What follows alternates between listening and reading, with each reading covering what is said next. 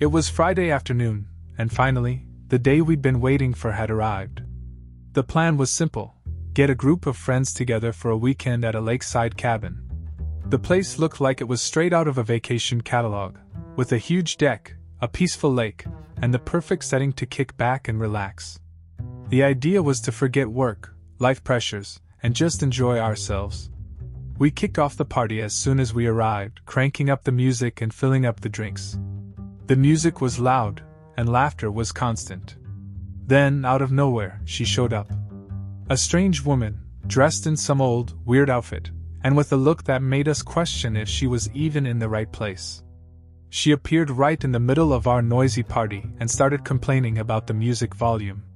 "You guys are gonna get yourselves in trouble.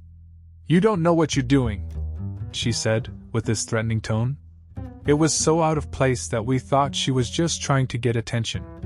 But the weirdest part was that, after saying this, she just turned around and vanished into the woods like a scene from a cheap horror movie. We laughed it off and kept the party going, but there was this odd vibe in the air.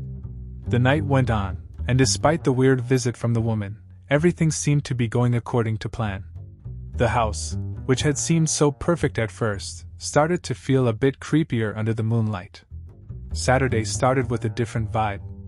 Maybe that weird woman had messed with us more than we wanted to admit. Jake and Sarah decided to take the kayak out on the lake.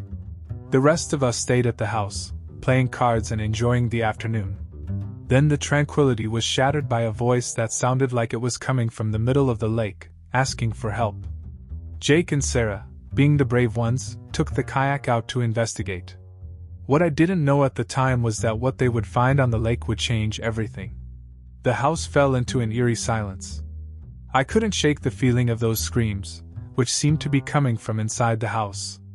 Fear spread among us like a virus. When Jake and Sarah finally came back, they looked pale and shaken. The tension was almost palpable. When we entered the house, the scene we found was the last thing anyone expected. Our friends had vanished. The house was a mess, with things thrown everywhere and no sign of where everyone had gone. We called the police, but their response was almost a slap in the face. They said they didn't find anything. The feeling of helplessness and desperation was overwhelming. And the strange woman we'd seen before? She was found in the neighboring house, but the police said there was no connection to the disappearance. Those hours after our friends disappeared were pure hell. The thought that they might be in danger while the police seemed to have no leads was terrifying. The feeling of being in an isolated place, with no one to help and no answers, was indescribable. The investigations led nowhere. The mystery of where our friends had gone remained unsolved. The feeling of being watched, that something terrible could happen at any moment, was constant. What haunted us the most was the doubt: what exactly happened to them? The memory of those voices crying for help, the sight of the house in chaos, all of it stayed with us. After all this, we avoided any isolated places. The thought of going through something like that again is unthinkable. Every time I pass by a lake or a forest, the feeling of fear comes back. What happened that night isn't something that fades easily. Those hours of terror and desperation continue to haunt us, and the question that never goes away is, what if what happened is still out there? It was one of those weekends you look forward to all year, Memorial Day, and we decided to go all out. The party on a big boat seemed like the perfect choice. The sun was blazing, the lake was sparkling, and the music was so loud you could feel it in your chest. I was pumped. The vibe was electric. Jacob, our always over-the-top friend, decided to celebrate a bit too hard. Within hours, he was so drunk he could barely stand. He passed out in a corner of the deck, completely out of it. It wasn't what we had planned, but it seemed like the best move was to get Jacob home early. As we finally started heading back, something weird started gnawing at me. I noticed a smaller boat following us. It wasn't anything that made me panic, but the constant movement made my skin crawl. It wasn't something you just brush off, but at the time, I tried not to think too much about it. I figured I was just being paranoid. Night had fallen, and after a long, exhausting day, we finally managed to lie down and try to relax. The house was quiet, and I thought we had finally gotten some peace. But in the middle of the night, a strange, unsettling noise woke me up.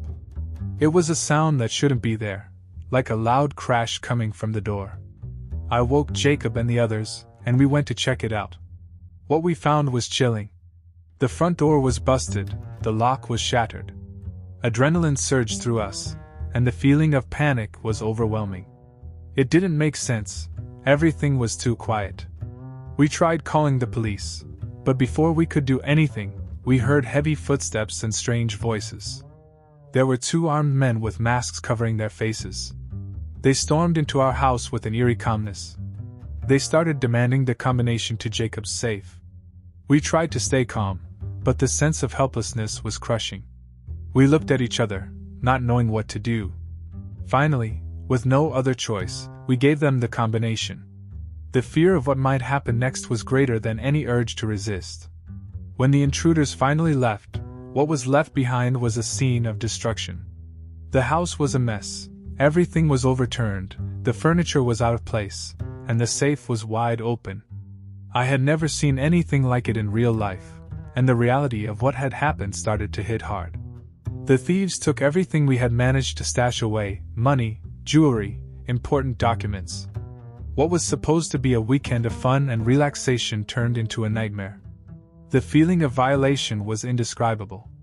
It was like the whole world was against us. We tried to figure out who those men were. The police were called, but they couldn't find anything. No clues, no traces. They had just vanished. The feeling that someone was always watching, waiting for the right moment to strike, never left us. Fear and distrust set in. We couldn't relax. Every noise, every shadow felt like a threat. What should have been a memorable weekend became a haunting mark in our lives. And that was it, the end of a night we should have never experienced. No resolution, just the harsh reality of an ordeal that left its mark forever. Subscribe and receive new horror stories.